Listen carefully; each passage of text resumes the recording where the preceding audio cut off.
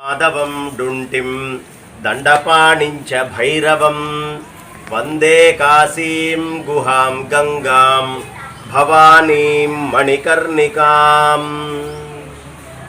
కాశీ అనగానే దేవతలకి, పితృదేవతలకి, ఋషులకి, యక్షులు, కిన్నెరులు, గంధర్వులు అందరికీ ఒక్కసారి రోమాలు నిక్కపొడుచుకుంటాయి.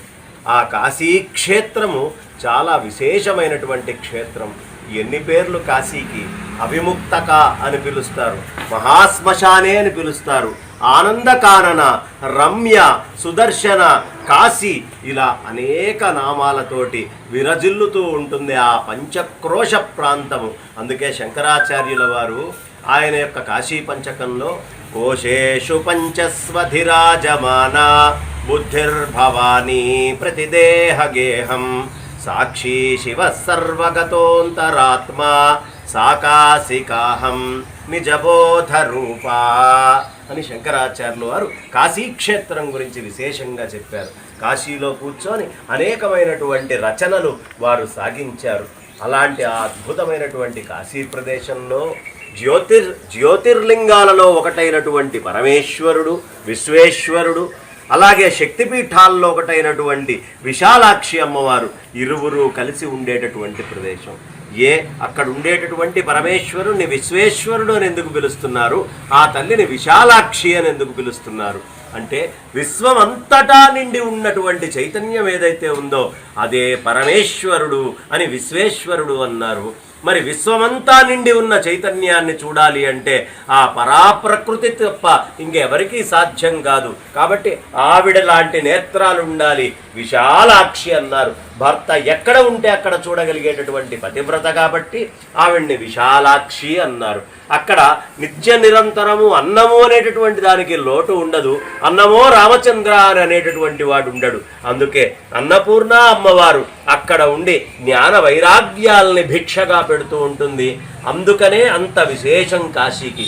ఇవాళకి కాశీలో ఉన్నటువంటి యతులు కానీ, పండితులు కానీ ప్రపంచంలో మనకి ఎక్కడా లేనంత విద్యాభూషణం కాశీలో కనిపిస్తుంది. ఆ కాశీలో ఎప్పుడూ వింతలు జరుగుతూనే ఉంటాయి. కాశీలో ఎప్పుడూ గ్రద్ద ఎగరదు, కాశీలో ఎప్పుడూ బల్లి అరవదు. చిన్న చిన్న సందులుంటాయా, నడుచుకుంటూ వెళ్తామా, కాశీలో ఆవు పొడవదు. దాన్ని ఏం చేసినా కాశీలో ఆవు పొడవడం అనేది చేయదు. కాశీలో పెట్టి పెరిగినటువంటి పూలు వాసన రావు. కాశీలో శవం చెడిపోదు. కాశీలో మరణించినటువంటి శవం ఎప్పుడూ కుడి చెవు పైకి లేపుతుంది. అది మనిషి కావచ్చు, జంతువు కావచ్చు, పక్షి కావచ్చు, కుడి చెవ్వే పైకి లేచి ఉంటుంది. ఆ కుడి చెవులో పరమేశ్వరుడు తారక మంత్రాన్ని బోధ చేస్తూ ఉంటాడు. అది కాశీ యొక్క ప్రత్యేకత. కాశీలో నిత్య నిరంతరం ఈనాటికి జరుగుతున్నటువంటి వింతలు, అద్భుతాలు ఈ విధంగా ఉంటాయి. ఇంకా ఆ కాశీ లోపల ఉండేటటువంటి గొప్పతనం ఏమిటి అంటే, అయ్యా సత్యానికి పరీక్ష పెట్టాలా? సత్య హరిశ్చంద్రుడికి పరీక్ష కాశీలోనే జరిగింది. అయ్యా దానానికి పరీక్ష చేయాలి అంటే, బలి చక్రవర్తి వామనుడికి 3 అడుగులు ఇస్తా అన్న తర్వాత 2 అయిపోయినాయి. 3వ అడుగు తన నెత్తి మీద ఎక్కడ ఉండి పెట్టించుకోవాలి అంటే కాశీని ఎంచుకున్నాడు. దీన్ని మించి దానం ఇచ్చేటటువంటి ప్రదేశం ఇంకొకటి లేదు అని ఆయన ఎంచుకున్నటువంటి దివ్యమైన భవ్యమైన ప్రదేశం కాశీ. కాబట్టి మీకు తపస్సుకి కావాలా? 12 ఆదిత్యులైన ఏ దేవతలైనా శ్రీమన్నారాయణుడు విశేషమైనటువంటి తపస్సుని ఆచరించాడు పరమేశ్వరుడి గురించి కాశీలో. కాబట్టి ఆ కాశీ క్షేత్రం తపస్సుకైనా, సత్యానికైనా, దానానికైనా, ఇంద్రియ నిగ్రహానికైనా, సర్వభూత దయకైనా పెట్టినటువంటి పేరు కాశీ. అందుకే కాశ్యాం హి కాశతే కాశీ సర్వప్రకాశిక సా కాశీ విదితాయేన తేన ప్రాప్తా హి కాశిక అని శంకర భగవత్పాదాచార్యుల వారు మనందరికీ తెలియపరుస్తారు.